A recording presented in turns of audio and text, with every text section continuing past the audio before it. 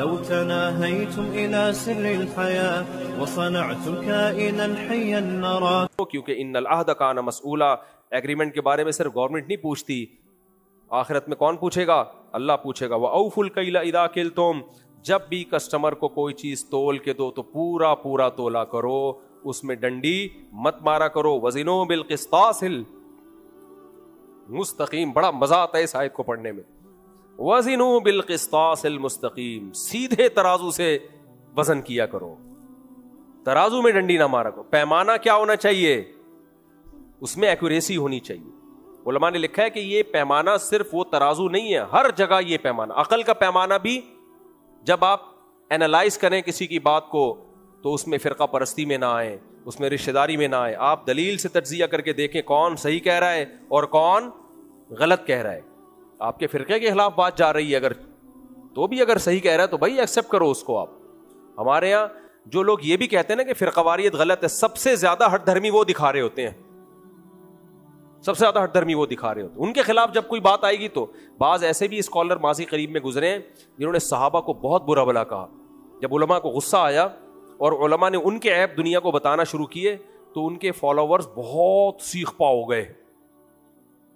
تو علماء نے کہا کہ یہ جب صحابہ کے خلاف بول رہے تھے اور پھر ہم جب صحابہ کا دفاع کرتے تھے تو آپ ہمیں کہتے تھے کہ تنقید سے بالا تر صرف پیغمبر کی ذات ہے. تو پھر آپ کے پیر و مرشد بھی تو تنقید سے بالا تر ہے نا، آپ کے اسکالر، ان پہ تنقید ہو رہی ہے تو دلیل سے جواب دو نا، غصے میں بوکھلاتے کیوں ہو؟ یہ آج کل بڑا مسئلہ ہے. صحابی کے خلاف بول لو، نہیں علماء کو غصہ نہیں آئے، چپ چاپ سنتے رہیں.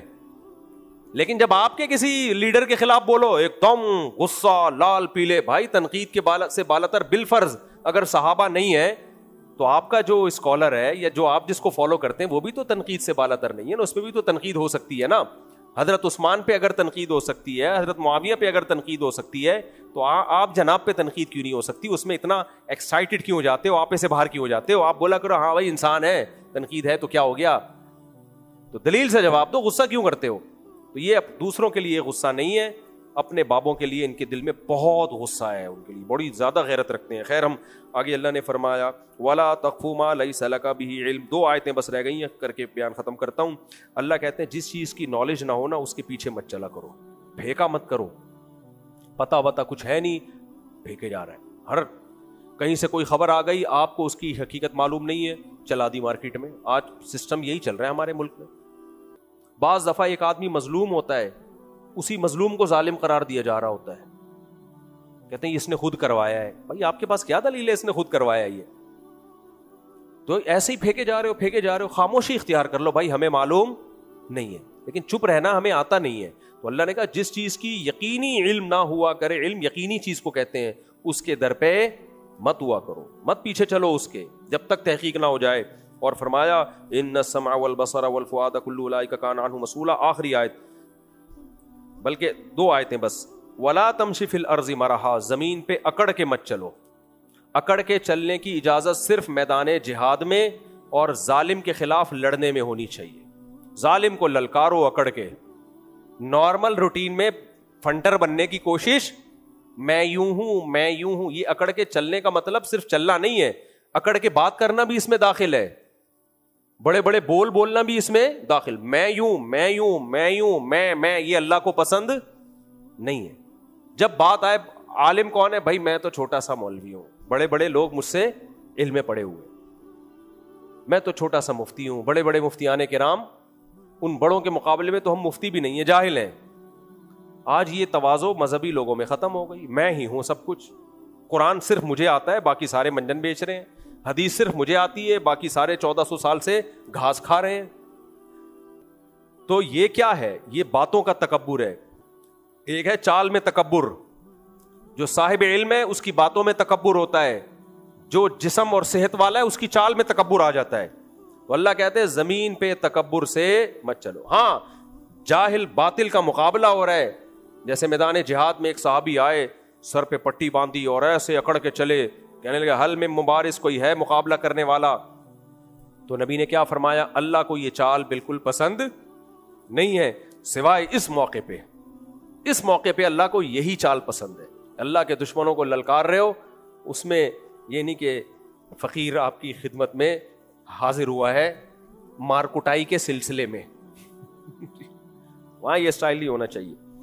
آگے اللہ تعالیٰ فرماتے ہیں اسی لیے جو اپنے ملی نغمے ہوتے ہیں نا, جس میں اپنا امیج باطل کے سامنے دکھایا جا رہا ہوتا ہے, ہمارے پاس یہ میزائل ہے, ہمارے پاس وہ اسلام دشمنوں کو یا دشمن ممالک کو دکھایا جا رہا ہوتا ہے, اس پہ بھی لوگوں نے نیچے نیگیٹو کمنٹس لکھے ہوئے ہوتے ہیں, ابے تمہارے پاس صرف باتیں ہی ہیں, کر کچھ نہیں سکتے. یہ موقع تانے دینے کا نہیں ہے. دشمن کے مقابلے میں آپ بتاؤ ہم بہت طاقتور ہیں, سمجھ رہے ہو, ہم بہت پاورفل ہیں. دشمن کو خوش ہونے کا موقع مت دو.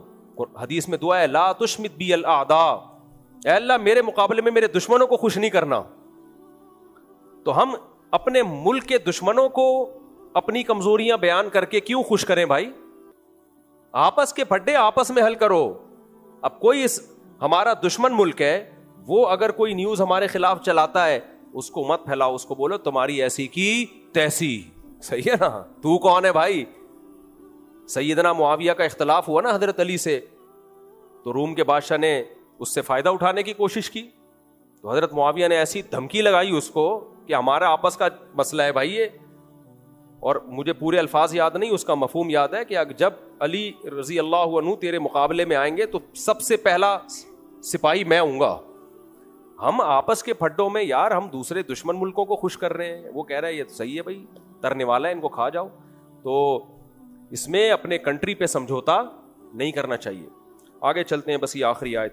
اللہ نے سب کچھ کہہ کے آخر میں ایک بات بتائی کہ بھائی تکبر مت کرو. ذالک مما اوحا ربک من الحکمہ الیک ربک من الحکمہ, کہ یہ حکمت کی باتیں. وقضا ربک الا تعبدوا سے اللہ نے شروع کی اور یہاں تک فرمائے سب حکمت کی باتیں ہیں. آخری جو کلام کو ختم کیا, لا تجعل مع اللہ الہا آخر, اللہ کے ساتھ کسی کو شریک مت کرنا. توحید سے اللہ نے اس رکوع کو شروع کیا اور ختم بھی کس پہ؟ توحید پہ بھی. اس کا 2 دفعہ حکم دیا کیونکہ ساری نیکیوں پہ پانی پھر جائے گا اگر شرک کر کے آئے. بعض لوگ ماں باپ کے ساتھ بڑے اچھے, سخاوت بہت زیادہ, بہت اللہ اللہ, کبھی یتیم کا مال نہیں کھایا انہوں نے, وہ بہت پیارے, پولائٹ, میٹھے, نبی کی محبت بھی بہت, لیکن یا اللہ کے ساتھ یا رسول اللہ مدد کے نعرے بھی لگاتے ہیں. اس لیے اللہ نے کہہ دیا اگر شرک کر لیا فَتُلْقَى فِي جَهَنَّمَ مَلُومًا مَدْحُورًا, دھتکار کے ملامت زدہ بنا کے تجھے جہنم میں پھینکوں گا میں, ساری تیری نیکیوں کو برباد کروں گا. میرے ساتھ کسی کو شریک کیا تو اللہ غیرت والا ہے, وہ شرکت برداشت نہیں کرتا. چاہے ماتھے پہ اتنے موٹے موٹے سجدوں کے محراب ہوں, ساری زندگی عبادت میں گزری ہو, ماں باپ کی خدمت میں گزری ہو, سخاوت کے دریا ہوں, اللہ کی یاد میں روتے رہتے ہو. اللہ کہتے ہیں میرے ساتھ کسی اور کو یا مدد کہہ دیا نا, مدد کے نعرہ لگا دیا, عبادت کر لی, معبود بنا دیا, زبان سے نہیں عمل سے بتا دیا کہ میں اس کو بھی معبود سمجھتا ہوں, شرک کیا, اللہ کہتے ہیں اٹھا کے سب نیکیاں برباد کر کے جہنم کا ایندھن بنا دوں گا, میں نہیں چھوڑوں گا. تو اس لیے شرک بہت ہی غلیظ اور بری چیز ہے. اللہ ہم سب کو بچائے. وقت کافی ہو گیا, کل انشاءاللہ پھر سبحانک اللہم و بحمدک. میں نے اس کا سوال یہ تھا کہ شوہر نے 2 طلاقیں دی ہیں اور بیوی کہہ رہی ہے 3 طلاقیں دی ہیں. بیوی کے پاس کوئی گواہ نہیں ہے. اب گواہ نہیں ہے تو مفتی تو شوہر کی بات کوئی بولے گا کہ بھائی گواہ نہیں ہے, تو ایسے تو کوئی بھی عورت کہہ دے. لیکن عورت کو اگر 100% یقین ہے کہ شوہر جھوٹ بول رہا ہے تو عورت کسی بھی طرح سے اس سے علیحدگی اختیار کر لے, اس کو قریب نہ آنے دے. ایسی صورت میں کورٹ کا سہارا بھی لیا جا سکتا ہے. ایسی مجبوری میں یک طرفہ خلا لے لے, وہ کورٹ تو یک طرفہ خلا کہے گی, لیکن ہم یہ کہیں گے چونکہ 3 طلاقیں دی ہیں تو ویسے ہی حرام ہو گئی ہے وہ, تو کورٹ کا ایک ڈاکومنٹیشن کے لیے. لیکن جب عورت کو 100% یقین ہو, ڈرامے بازی نہ کر رہی ہو. سمجھتے ہیں؟ ہوا و حرص والا دل بدل دے, میرا غفلت میں ڈوبا دل بدل دے.